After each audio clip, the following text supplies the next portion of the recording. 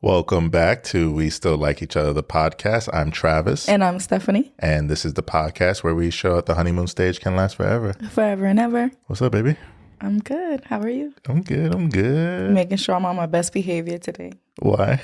Because there's been too much us fighting energy on the pod. No, it hasn't. Just don't want people to think we don't really like each other. We do. We're on brand. we do our best to stay on brand. Yeah. Our life is the brand. We don't create, we're not trying to live up to the brand. Do you think the name is more of what's the word when you're like...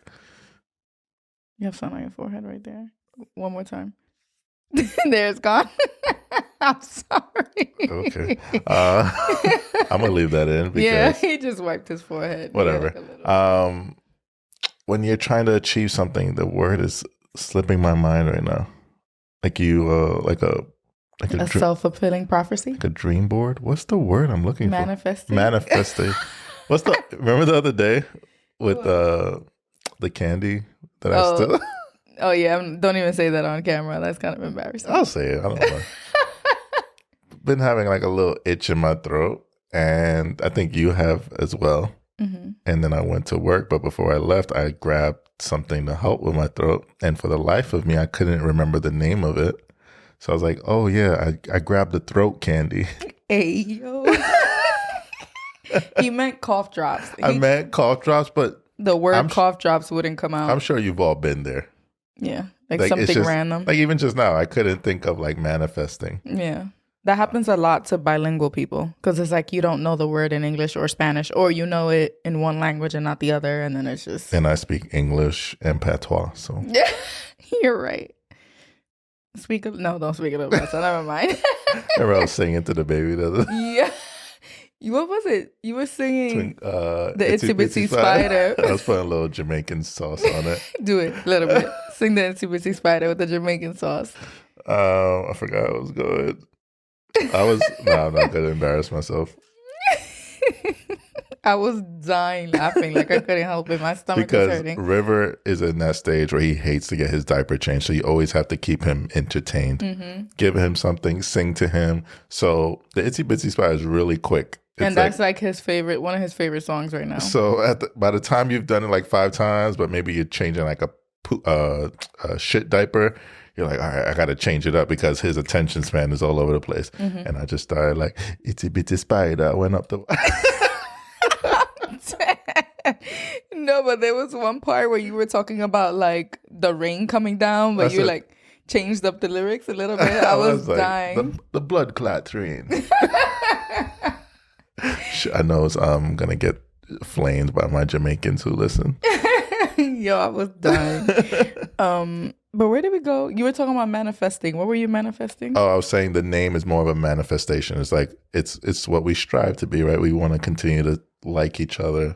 Well, not a manifestation, because manifestation sounds like it's not there. I feel like we have it and we want to maintain it. So we still like each other is like a way of life and a goal at the same time, right? Mm-hmm. Like, so that honeymoon phase doesn't end. It's always there. We're always reigniting it or keeping it alive. Yep. That's why I keep you around to translate what I'm trying to say. How was your week? It was a good week. Work was good.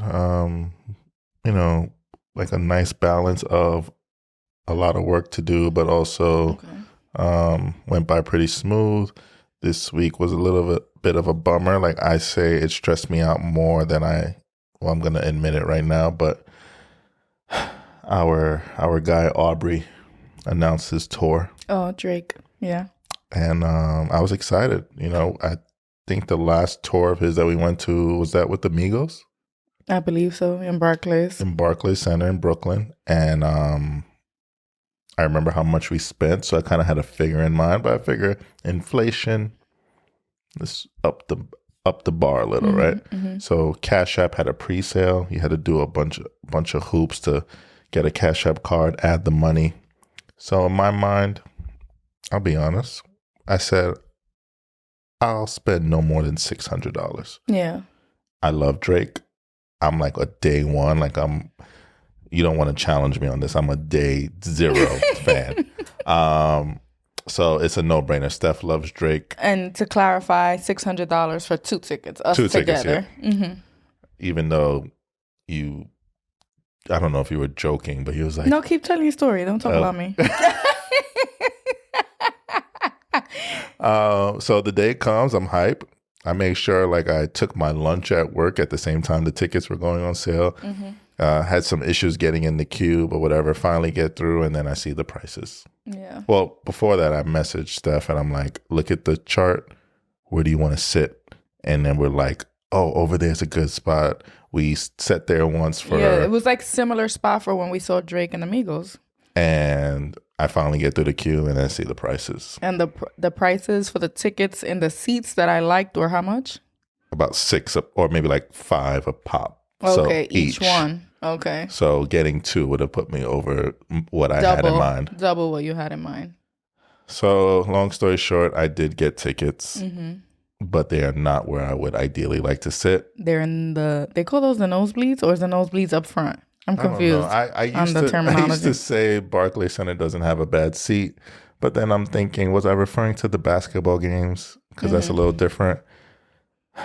Part of me still wants to go because I love Drake. Maybe it'll just be fun to be in the building. And I love concerts, like just loud music, the vibes, and Drake music. So I was like, yeah, we could just be in the building. I don't know. Then there's that bougie part of me that's just like, you deserve better. We deserve better. Yeah. So I don't know. I'm still on the fence. We have a few months to think about it. Worst case scenario. For me, it's not even about like I deserve better, because I'm humbling myself. Like, honestly, even what we paid is out of our budget. Like, we have some lifestyle changes, adjusting to one income and this expensive hobby of ours called We Still Like Each Other, the podcast. Yeah. But I'm like, if it's outside of our budget and it's those seats we don't really like, is it worth it? Like, should we just use that money on something else? You know what I mean? Yeah, I'm definitely debating that. Like, we've discussed things that we want for the studio, and although it's not like those tickets would buy it. It would get us closer. Yeah. So I'm weighing that. I think I'll have a better idea the closer we get. So yeah, that was a little bummer to the week, but we could make like our own little Drake party in the house. Yeah, it ain't gonna hit the same.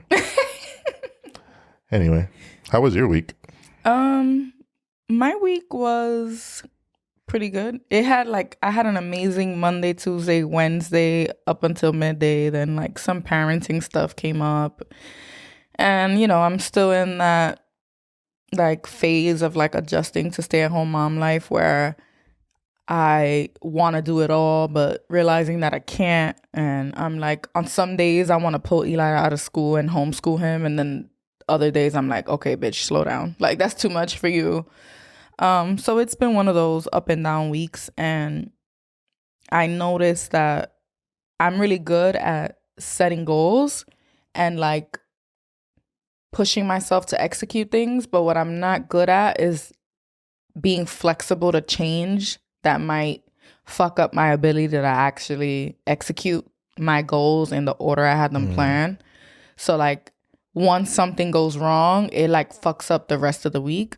So like, if your days ain't go, all right, I wrote the script for the day. If something tries to come up and fuck up my script, it's like, fuck this play, I'm not. Yeah. But the bad part about it is like, instead of it fucking up a day, it might fuck up the rest of the week for me, because I just feel so defeated. So just getting past that has been a struggle this week. But I'm getting back to it, getting back to myself, reminding myself that, meeting my goals 70% of the way is still better than 0, still better than not setting the goals at all.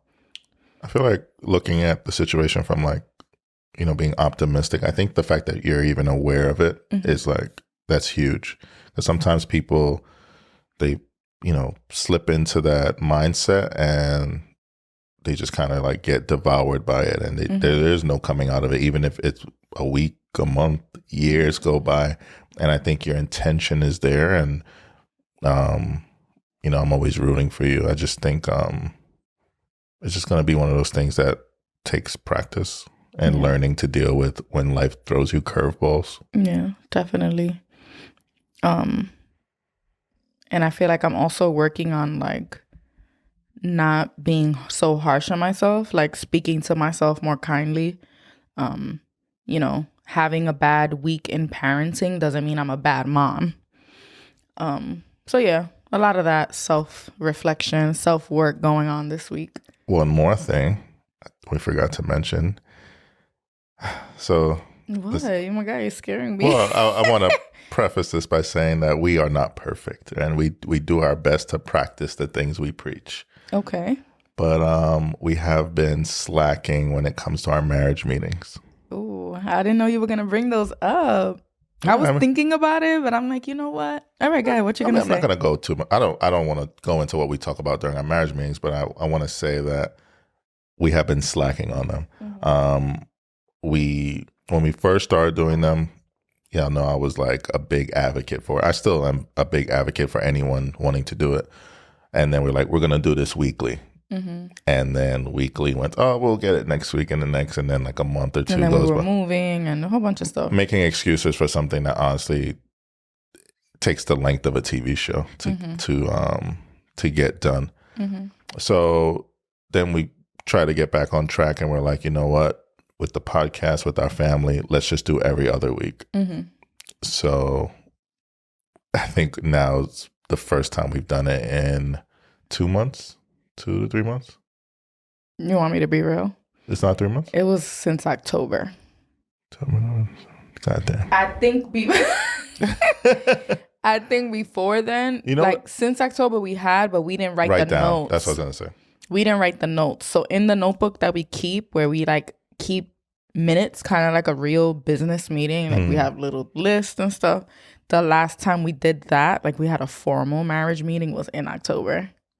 Yeah. So we were referencing things that we were like, all right, part of the marriage meeting is setting goals for yourself. So you look at the previous meeting. Oh, so what did we set last one? Even though it was embarrassing that it was back in October, it's like, and then not only did we not do it, but it was something that we had to write down again because it's still an issue. And there were some things that did get done, but had recently gotten done. And it's like, we set a goal to do this back in October. So and it took us 4.5 months to do it. This is what I don't mind saying, but it was like a research contractor for basement studio. Yeah. Back in October. And it's like, I was like, well, we got it done. We got it done, yeah. We did get it done, but it took us 5 months. Yeah.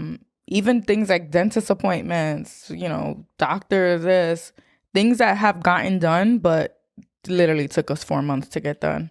And that's one thing that's good about these meetings is like it holds you accountable. Just like with work, if you have a project due, you don't ignore it for 5 months. Like you would lose your job. And why is it that when it comes to your own family and your own partnership, we're so easy to like hold things off? Like, oh, it could wait. It could wait. Like, no. Put the same energy you give your 9 to 5 like into your life. Yeah. So we're gonna get back on track. Mm-hmm. Yeah. It was embarrassing to say that the last entries were October. Mm-hmm. And then I feel like a hypocrite being such an advocate for it in like previous episodes because I still feel like it's a great tool.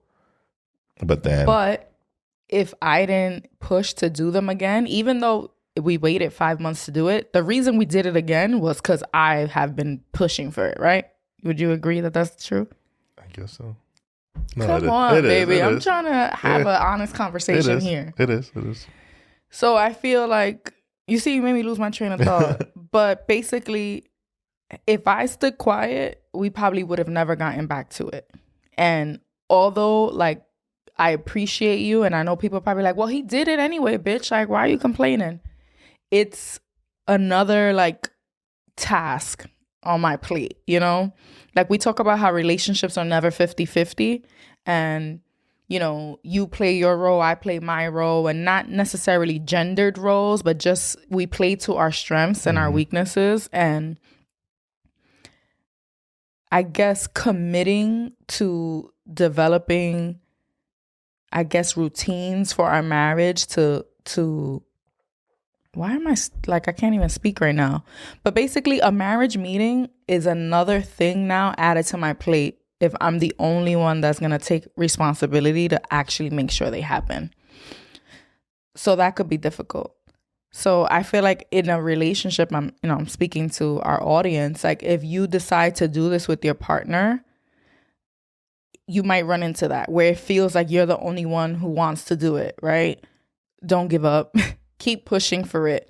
Now, if you do them and it wasn't, what's the word, like beneficial to the relationship, you didn't get anything out of it, then that's a different story. Because we're not saying that this works for everyone.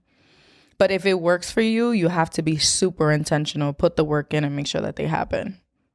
Yeah. I mean, I'm happy we did it.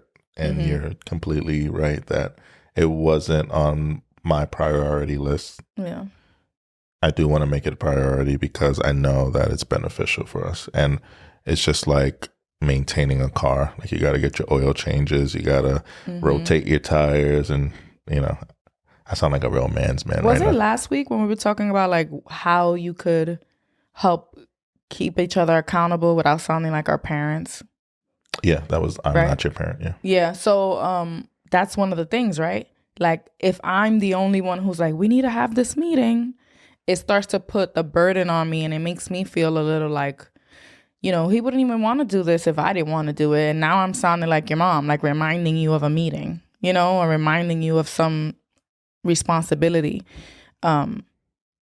So in you having some initiative in that could avoid that feeling of like feeling like a mom. Yeah.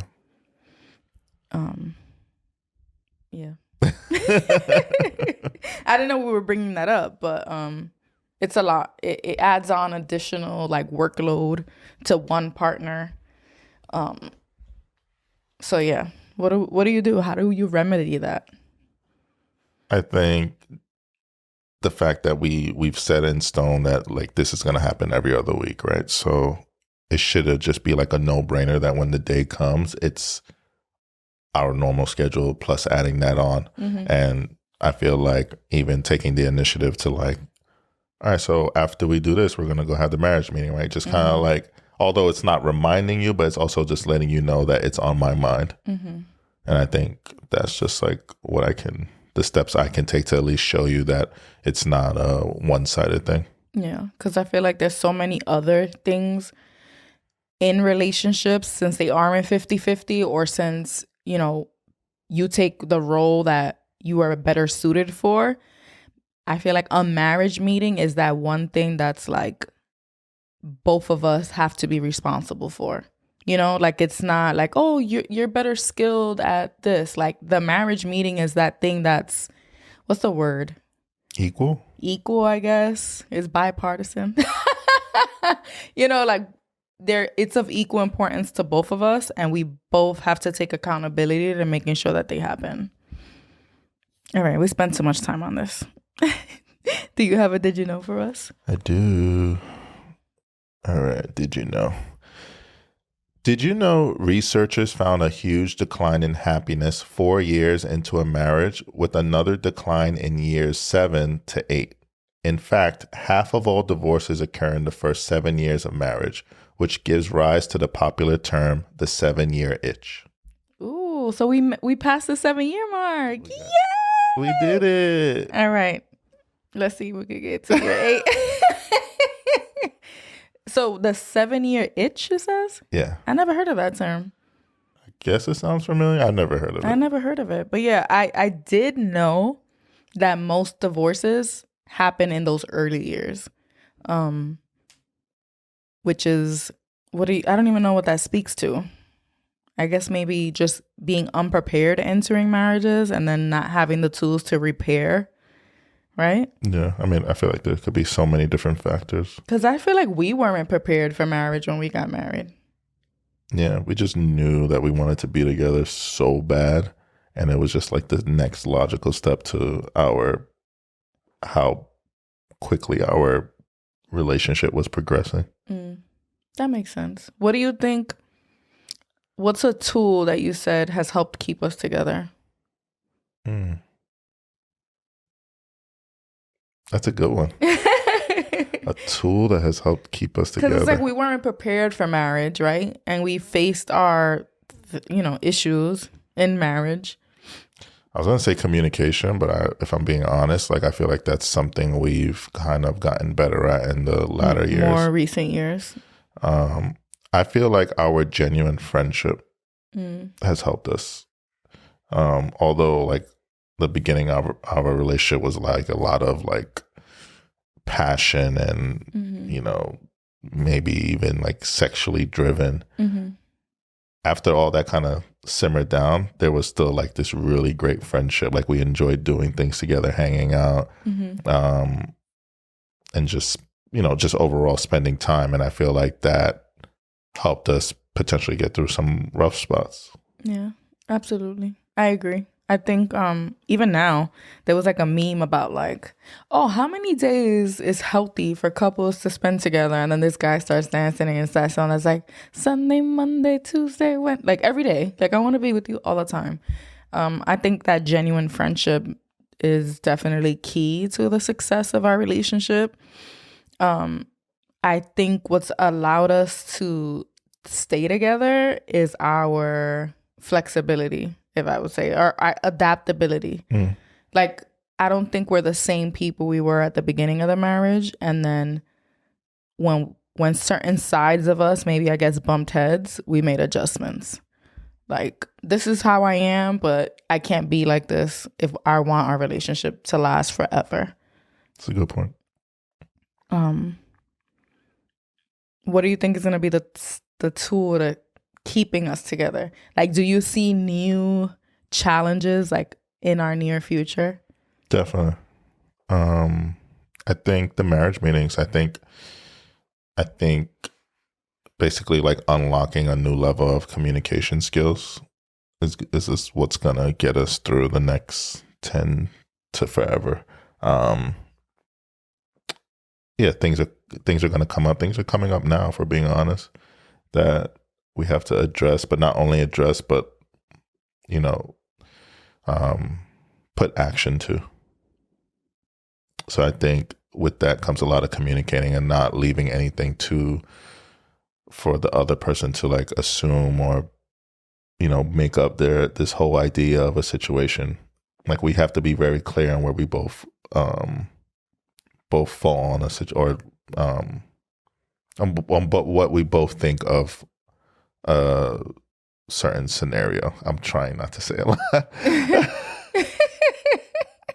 I think I agree. I feel like our relationship and our parenting is going to have a lot of tests in the near future. I feel like having a 9-year-old entering that like preteen stage plus a toddler is going to bring up different challenges for us that we didn't have when we only had a toddler.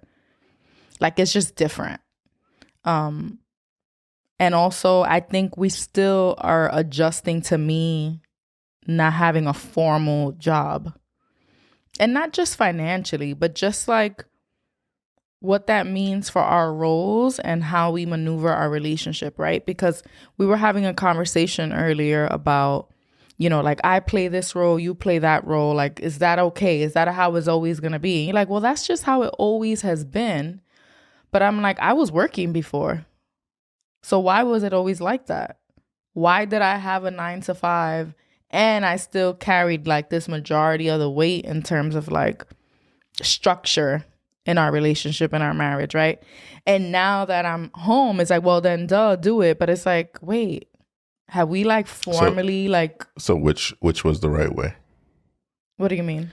I think that's the question that comes up, right? Was it wrong that you had this bigger load on your plate when you were in the workforce? Yeah. Or is it wrong that you're still doing it now? Well, I would say it was wrong that while I was in the workforce, right? Like if we both equally were providing financially, right? We were both breadwinners in the home, then everything else outside of work should have been split equally, right? To a certain degree.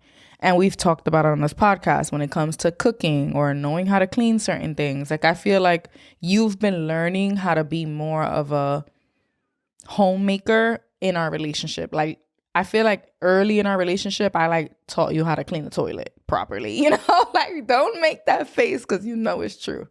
You know, when you wash the dishes, you also wipe down the stove. Like, little things like that you've learned with me.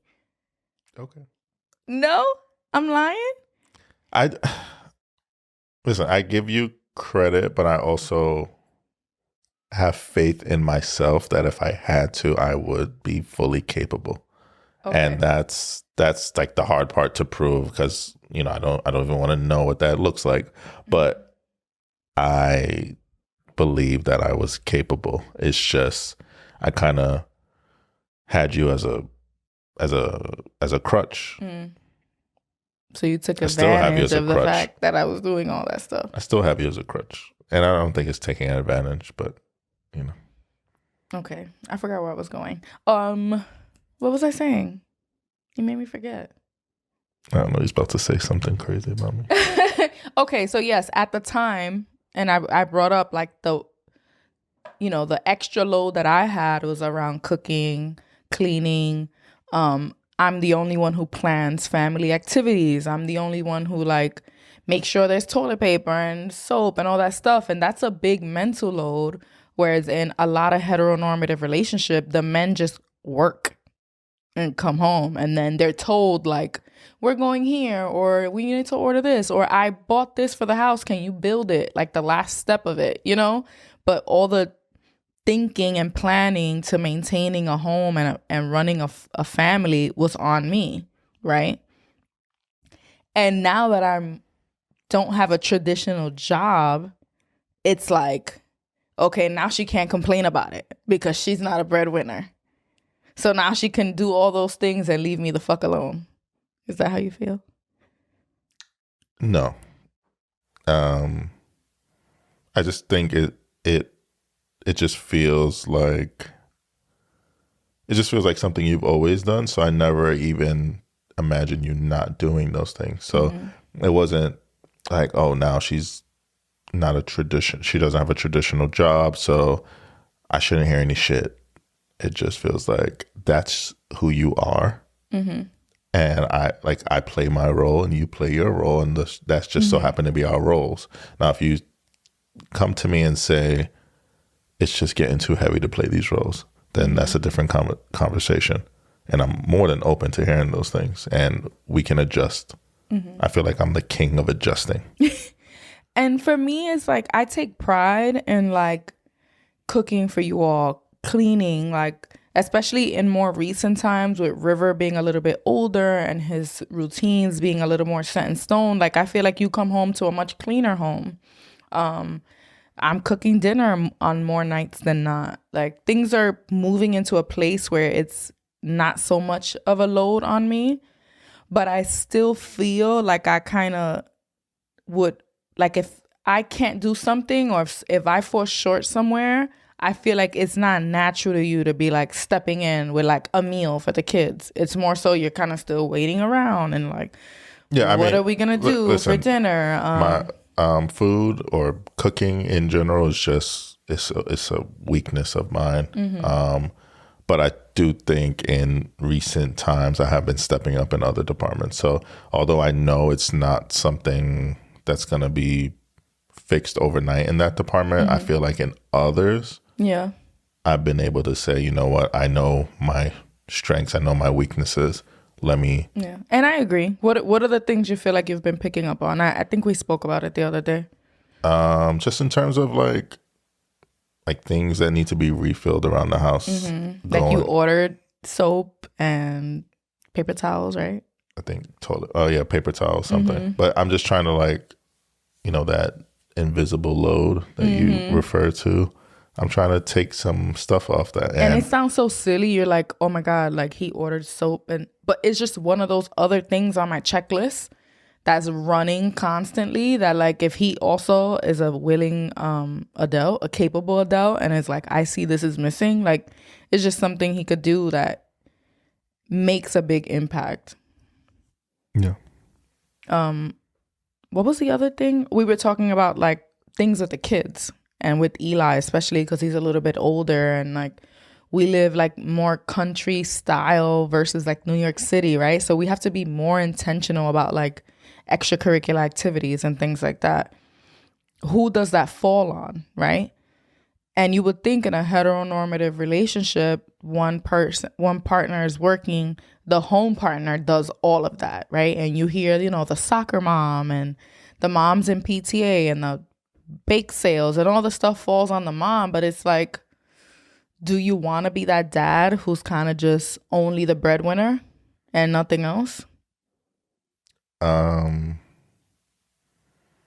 know it's tough. It's tough because I feel like my mental, I'm so mentally drained by the time I get home. And I know how difficult it can be to try and balance workload with trying to add on like some family stuff during work. It's just like a recipe for disaster. That's why even like when it comes to podcast stuff, I literally do it on my lunch break or maybe on the ride home. So, and just know if I had like this load of trying to figure out like family activities, it would distract. What about on the weekend? It would distract me. That's a possibility. Because when you think about it in that sense, while Eli's at school, I'm at my other job, which is River, maintaining the house, laundry, cooking. Everything that I do at home is my job. So I also only have like once he's home and the weekends to figure it out and implement things that we're doing with him. Yeah, no? No, you're right. I don't know what's the answer. I don't know what the right answer is. And I feel like it's crazy to say like, oh no, I don't want to be involved, because of course I want to be involved in anything that's, gonna involve my children and bring them joy or structure, whatever the case is. I guess I'm just like programmed to think like, you work and I'm doing what I have to, like 90% of my role is accomplished. Mm-hmm. And what's the other 10%? Being an active father in terms of, playing with them and doing the activities that mom plans. That's honest. But it's too much for me. Like I don't mind planning 85% of the things, but I feel like it'll be beneficial to your relationship too with our kids in the future if they could say like dad took initiative for these things. He wasn't just doing what mom said. And then it is reminding me of last episode with that like sounding like your parent. If I'm telling you what to do with your kids, it doesn't feel like a partnership. It feels more like I'm the dictator, the authoritarian. Yeah, I can see like when you lay it out like that, how it comes across that way. But I'm also like, that is done in like 8 out of 10 homes in America. So it's just like trying to reinvent the wheel almost. Like, so you're like, women just do that. They're the planners. Yeah, they plan it's everything. just like, and I'm not saying it doesn't happen the other way around, but I don't have any stats, but I'm sure, we have a nice community here. You could let us know, like, are you the planner? And I feel like most times it does fall on, in heterosexual relationships, it falls on the woman. It's what I've seen growing up. Mm-hmm. My mother and stepfather was just like, he bust his ass at work and did things around the house in terms of like physical labor. And my mom took care of everything else. Vacations, things for us. But they've been following this like heteronormative concept of running a household that doesn't really work, because your mom also worked. She did. But she still was the sole person responsible for all the planning, all the family activities. And I don't know if it's a Caribbean thing or something, but it worked until it didn't. I mean, they're obviously not together, but I don't think it had anything to do with those. That's specific what, yeah. Thing. So do you think it should work for us? I think if it's a problem, we should adjust. But it's only a problem because I'm making it a problem. You Correct. Don't see a problem. Correct. Okay. I guess because I'm not gonna act like it makes me. It does, my happiness isn't leaning either way, right? It's just I'm neutral on it. But if for some reason it's making you unhappy or uneasy, then we adjust. Yeah. I'm the king of adjusting. I know, but that's frustrating because then it feels like I'm just have too much control and I'm just How's that control?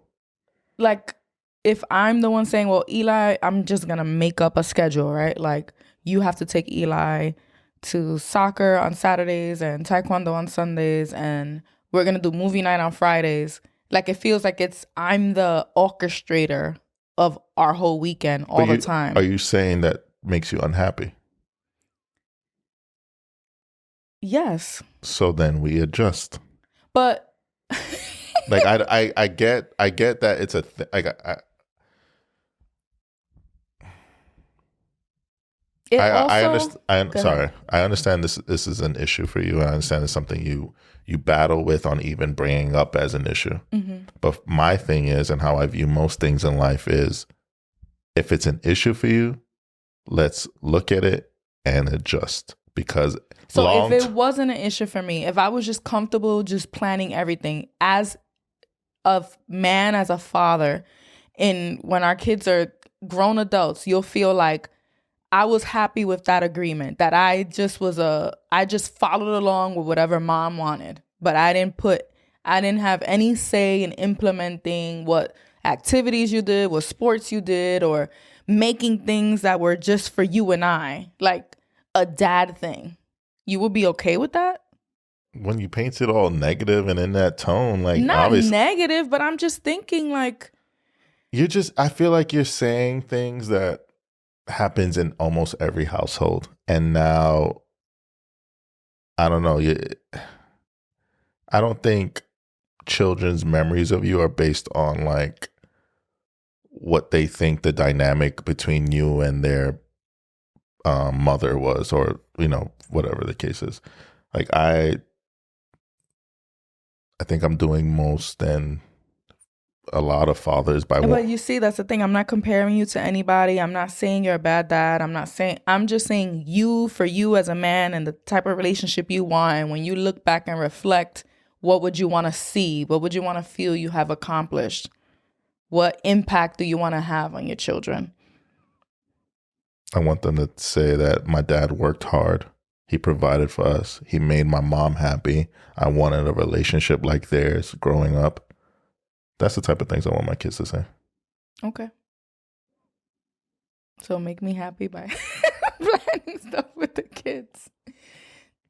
Listen, I get it. And we're also trying to have a lifestyle and family, and we're rewriting the script because you saw one thing, I saw another, and neither of us want to repeat exactly what we lived through, I feel like.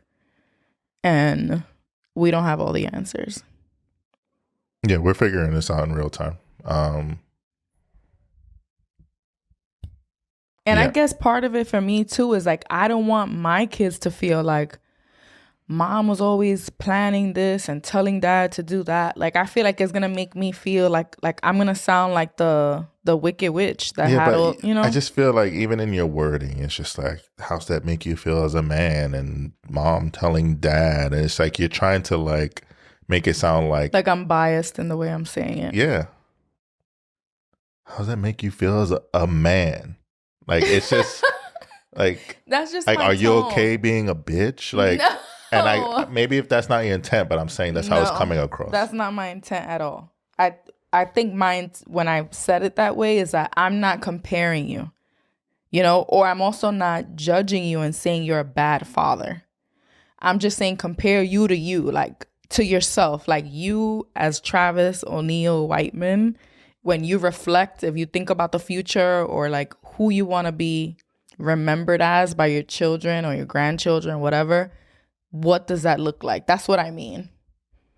I want them, there's a lot of things I want them to think of me. I'm not concerned whether or not they thought dad just went along with what mom wanted to do. That's like on the bottom of my priorities. I want them to know 100 other things before that I could care less. All right. But I say all that to say I'm willing to adjust if it makes you unhappy to have all that on your plate. Yeah.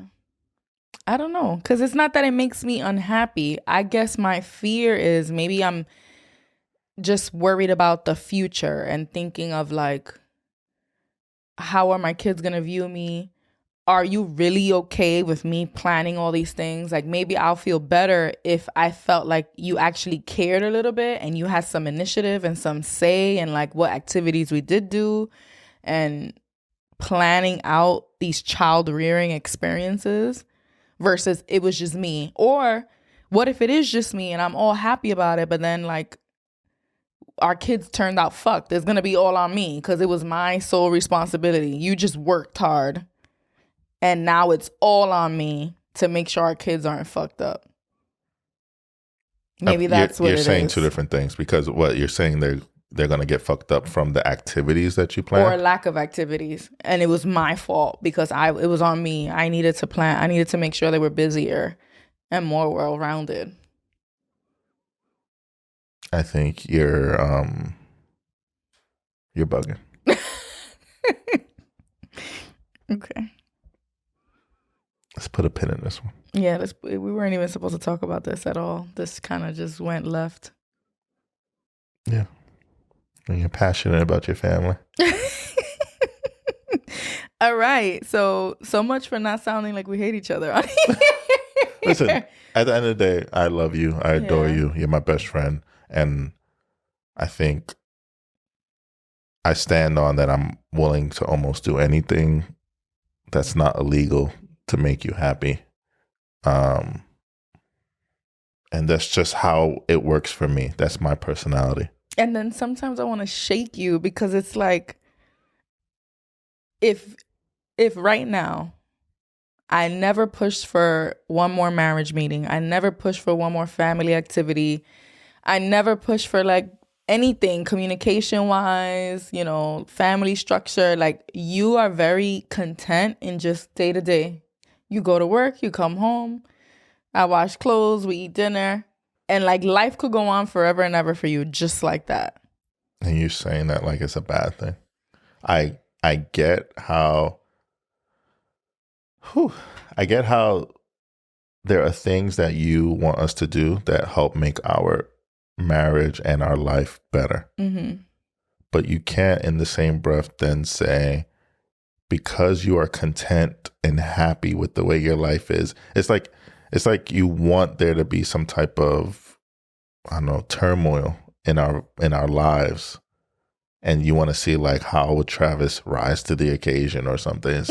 It's like, no, but not even turmoil, because we don't have marriage meetings because things are bad. We have them just to like check in and make sure. And they're about like the kids, the podcast, finances. So it's not like maybe therapy because things are horrible. But you could take things very day by day without looking at all into the future. And I feel like you'd regret that in 20 years. Without you, yes. You would regret like not. Without you. So you're saying since it's on me. I'm not saying it's on you. I'm saying because I am with you, because I married you. Mm-hmm.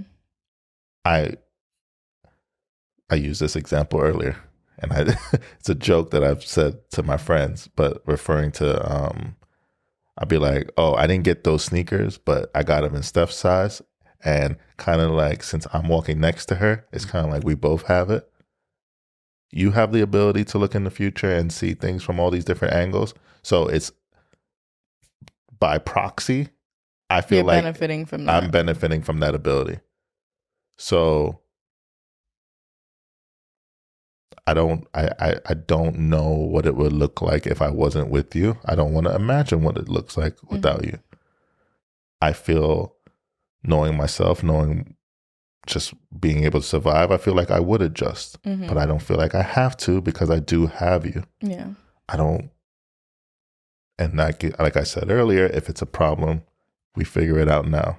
But it's not a problem for me, and nor should I feel like my view on life be viewed as this negative thing Because if I was just like hyperventilating over every little thing, every curveball that life has thrown at us, I feel like it would be crippling. Because then it would be two people who are doing that. Yeah, two people stressed out, two people worried about the future. Yeah. And I've spoken about how like we balance each other and like But it feels like now you're kind of, I don't know, maybe the scales are weighing more on your side now or something. I don't know. But it's scales weighing more on my side, but like I don't know, sometimes wanting you to like match my energy. Like sometimes, you know that saying, like match my energy? Like not make, I don't know, I feel like a nagger or like I'm pushing too much or I'm trying to plan too much for the future. And you've been saying that you have fear of me leaving you since the first week we met because of like your personality. And almost over 7 years later, over 8 years later, actually, I'm still here. I'm still madly in love. I still like you. And we open new chapters to our relationship, and I'm still locked in. I'm still very here and present and wanting to do the work, however that looks. So I just feel like you have this irrational fear of becoming someone that is never going to bother me. Or maybe it's not that fear anymore. Maybe it's like sometimes I'm tired and sometimes I want to sit back and like. And that's different. And like, I'm so open to that conversation more than anything. If you're saying it's a lot, then we adjust. Just like you brought up the whole, you don't always want to have to think about the things that need to get refilled in the house. I heard you and I adjusted. Yeah. So if we have to have a couple more conversations about things that you feel like you just want to take off your plate, then we do that. And I don't mean always and not forever, but I feel like it's still like you have the ability to pick up something sometimes just because. Okay.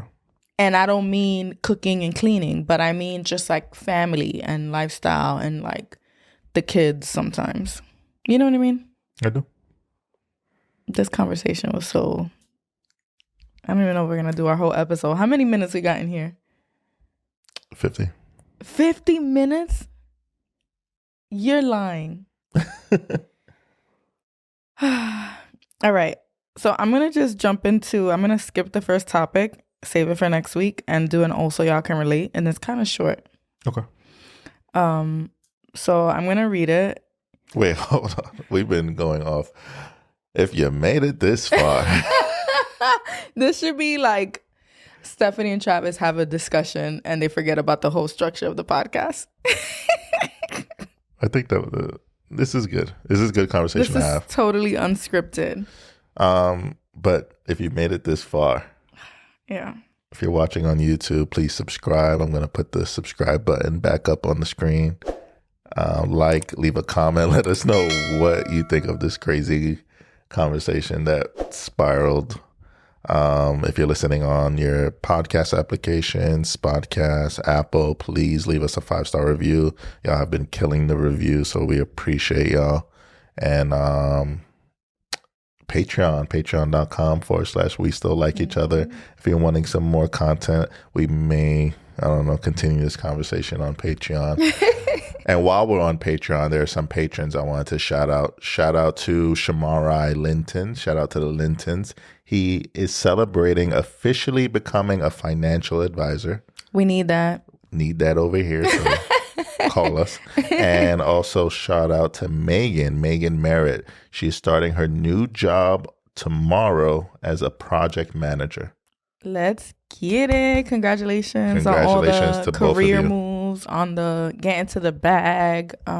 Yeah. Love it. Respect it. Congratulations. Moving on to the so y'all can relate. So y'all can relate. Let's get into other people's problems because we spoke way too much about our own. All right. So I'm in a relationship with an older man. I wish I knew the amount of age difference. I should have asked that. I feel like it must be... like, when do you start saying it? Like, how many years, right? Because technically, I'm an older man to you. Yeah, by 2 years. So we never say that. We're, like, about the same age. So maybe probably 10 years older at least Yeah. is when you start saying like an older man. Something people would raise an eyebrow to. But I feel like if it's a woman that's older, you need less. Maybe just 5 years older, you already start saying like, I'm Cougar. dating an older woman, right? Cougar. So I'm in a relationship with an older man. We have been together for almost 2 years, so it's working out. When we met, he had a recent ex who was closer to his age, and she was in a car accident and had a TBI, which is a traumatic brain injury, and relied on him for emotional support and venting. Relied. Yes. Okay. I knew this going into the relationship, but it started to bother me. How would you feel about that? Like if your ex had some medical reason to kind of reach out to you? No. I knew you were going to say that. Travis has no sympathy. He don't give a fuck. He'd be Move like, on. cut all Like, ties. You have family and friends for that. No. Yeah. Cut it. Yes, it started to bother her. Eventually, he cut her off. And now recently, she will call him randomly. But here's the catch. In his phone, she's under a random name. And he claimed it was one of his male friends. Now I'm heated because he lied. If he would have been upfront about it, I wouldn't have been so upset. My instant thought is, like, this is the toxic me. If you change the name, you're hiding something. No. Why not? He's hiding the fact that he's still communicating, but he's not hiding that my gut tells me there's nothing deeper there. Yeah, I true. Like, I want to give him the benefit of the doubt, but initially, it's like, yes, it's shady, but I just think he knows that for his current partner or the person who wrote this, that this is something that she's uncomfortable with, but it's something that's difficult for him to cut off. So he knows that, random phone calls are going to come through, and it looks a lot better from Billy than it does from Rebecca or whatever. Yeah, whatever. So I think that's where it's coming from. I don't think it's like they're still fucking around or something. Does it make it right? No. But I don't think it's like... So what would make it right? What should you do in that situation? What should he have done? I personally think he needs to just cut off communication. Like, but apparently he did. Well, no, he didn't. It says... he probably said he did, but he was still communicating. Eventually, he cut her off, but now recently she'll call him randomly. So it's like, it seems like he attempted to cut her off. Okay. He probably just changed her name from the jump and told her. That's my gut says. Yeah, because I think if I really cut something off, you'll know about it. And if they happen to call back, I'll be like, yo, babe, they call me back. At this point, I'm going to block the number. But, there'd be some type of communication. It wouldn't just be like... Yeah. There's obviously some type of... there's definitely a connection between them. Mm-hmm. But I think that if he's going to take his new relationship serious, then he needs to put some separation between. This is where, like, healthy conflict resolution comes in. Because it's like, in his mind, like, let me just change the number just so she doesn't get upset. Whereas I think the better things to do is just to be open about it. Like, she's still calling. Maybe I have to block her. Maybe I have to rehab this communication with her about the boundaries that I set versus like omitting it. I feel like you said that I omit shit. We were talking about lying and I was like, I don't lie. You were like, you be omitting stuff. Oh, yeah. Oh, yeah. I remember when I said it. Yeah. Like, if I ever... This is how it is with Stephanie. Oh.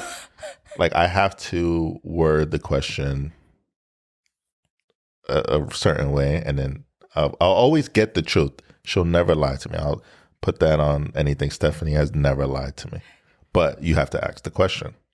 Like what? I don't even know what you're I don't know. I'm about. not trying. It's nothing crazy. It's never anything crazy, but it's just like, I don't know. For example, let's say when you were buying stuff, if I had to like ask you. What, like shopping? Like I'm buying? using shopping as an example. Okay. I'd be like, did you order from so-and-so? Mm-hmm. And you would just be like, yeah, but let me tell you, I got a discount and like you would never. But I wouldn't have brought up that I bought something. Exactly. Okay. All right. That's a fair example. You like that example? That one's good. Yeah. So then what I was thinking about here, and something that could relate to many couples, is like a change in what you were comfortable with maybe, and now you're not, right?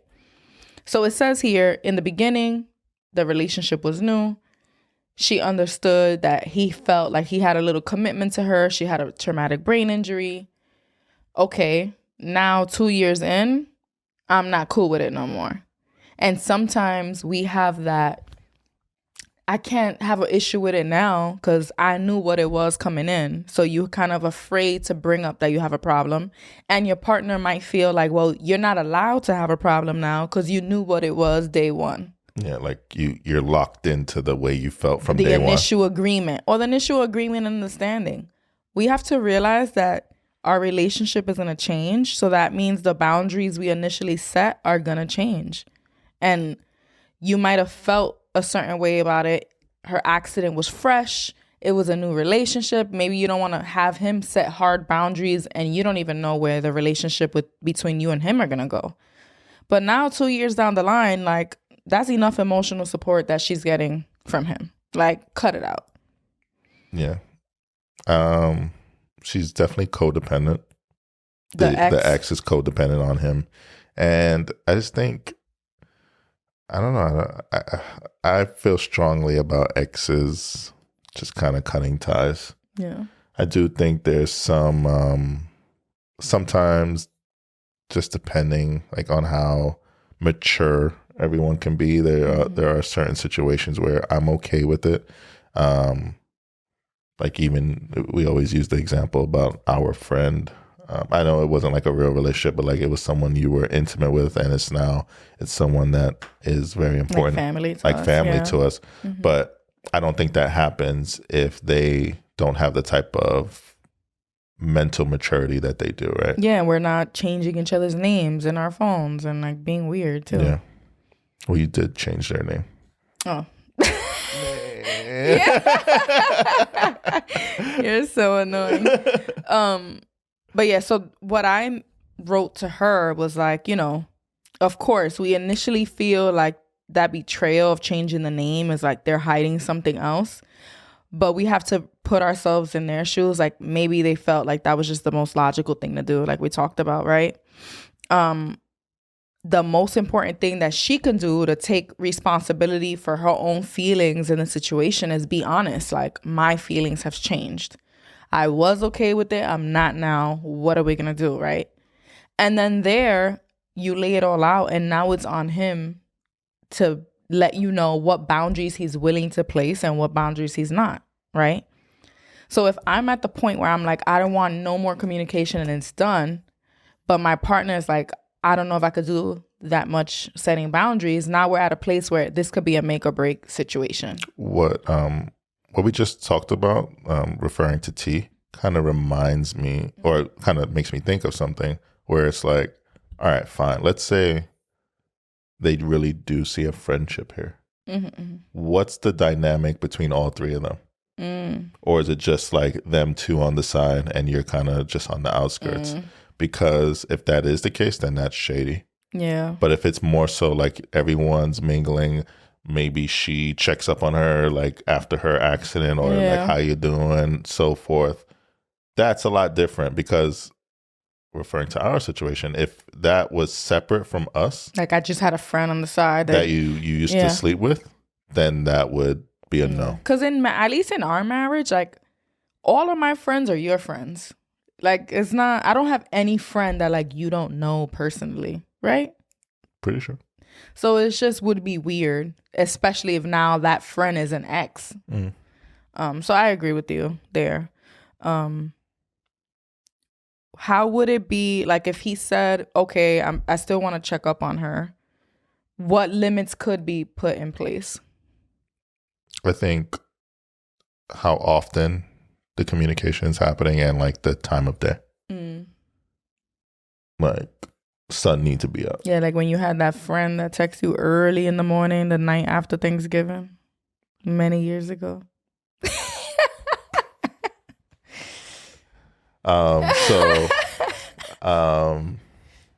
Yeah. Threw you off with that one, huh? Yeah, you did. communicating how often it's happening and the time of day, I think, is important. But I also think the goal, like if he is adamant about maintaining that friendship, is to bring his current partner into the mix. I think that's the healthiest way to go about it. Yeah. I say like it depends on the degree of this traumatic brain injury. Like I don't even know what is actually what do you happening. mean? Like you don't know if it's Like how damaged is she? Yeah, like, how damaged is she? Like I don't know what her limitations are and stuff like that. But wait, what? What? So like the more damaged she is, like then you're okay with the relationship? I meant in terms of types of boundaries that you plan to set, or like everybody hanging out and going out for drinks. Maybe they can't do that. You know what I'm saying? Got you. Like you don't know what the situation is. You know, I have a twisted sense of humor. Yeah, you do. Chill. No, but I meant like depending on her needs is gonna maybe impact the types of limits and boundaries that he's willing to set. Okay, that makes sense. With her. Yeah, I don't think it's like relationship ending. I just think it's like some tough conversations that need to be had and some boundaries that need to be set. And that whole being sneaky, I feel like once you feel like you're hiding stuff from your partner, it's gonna fuck up the relationship. Like not fuck it up like it's over, but it's gonna mess with the trust. Like that whole name change thing would have really bugged me. Like if I ever noticed you changed a contact in your phone, that would already... It's gonna spiral to It's gonna, even if the truth isn't as bad, like where your mind could take it is gonna be a lot worse. Yep. I'm gonna think, are there any other numbers that you've been changed, or how long has it been changed before I noticed? Just a whole bunch of things. Like if you are doing that, like to hide your tracks, it would make me just spiral. So I feel like that deceit in itself is very damaging, and we got to just be careful, like make wiser choices when we're moving in our day-to-day. But just for the record, my gut in this particular story tells me that he was just trying to avoid conflict and not because he was up to no good. And up to no good in the sense of like cheating. I know you can make the argument that he was doing some type of cheating, maybe. I don't know. Emotionally, whatever. But yeah, I think it's something that you two can work out and just... Because honestly, for me, I would just want you to be honest. Like she's calling me again. And in this day and age, like we block numbers. Like, hello. If that's really the case. Yeah. But yeah. Just shit all over your outline for today. Yeah, we just got into our own personal shit. I wonder if it's gonna... You think our listeners are gonna like that? Yeah, I think y'all like the tea. Yeah, and it's real. And I think that conversation about like roles and responsibilities and things that are like, that's just the way they've always been. Like, I don't know. It gave very 1960s, but I don't know. You kind of shocked me with some of the things you were saying. Not gonna lie. That's my truth. But I'm open to adjusting. I mean, I don't know. I just kind of do want a more flexible parenting kind of lifestyle for our kids. Like already Eli's like mom cooks, dad doesn't, and fine. But like in raising boys, raising men, like I want to raise them feeling like when they have kids, it's an equal responsibility to mold them, like what types of things they're into. And you're kind of the mindset of like, it's always worked like this, where the women kind of plan everything and the men just go along. And I'm like, ew, I don't like the way that sounds coming out of your mouth, to be honest. Even though it's our dynamic.